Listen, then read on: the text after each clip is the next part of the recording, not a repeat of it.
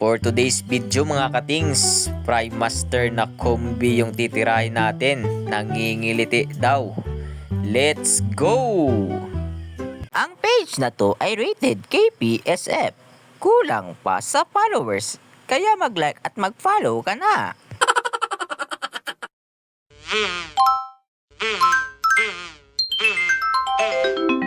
Kalikotings! Hey mga katings! At ayan, nangingiliti daw eh. Tignan natin kung ano yung problema. Pero nakikita ko na agad eh.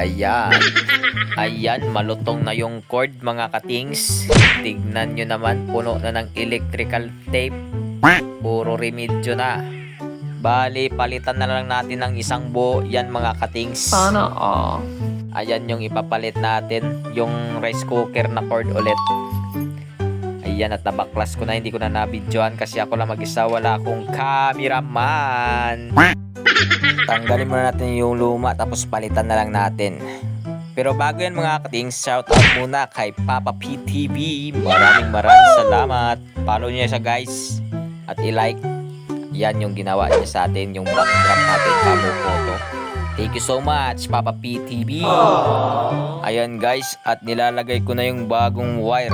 Balik lang natin sa dating kinuha natin para hindi pa sumabog.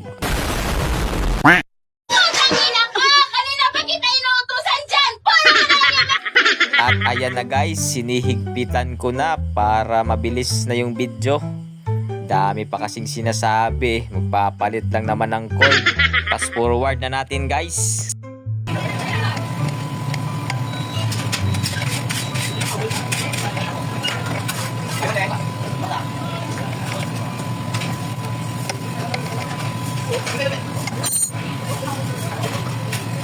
A few inches later. Ayan mga katings, tapos na at naibalik ko na. Naisaksak ko na rin mga katings, hindi naman sumabog. Alright na. At ayan, gumana na ulit. Pwede nang magamit, hindi na nangingiliti. Yahoo! Alright na yan mga katings. Shout out muna guys sa mga followers, likers at sa mga nakasubscribe sa ating YouTube channel. Maraming salamat mga katings. Have a nice day. God bless and stay safe everyone.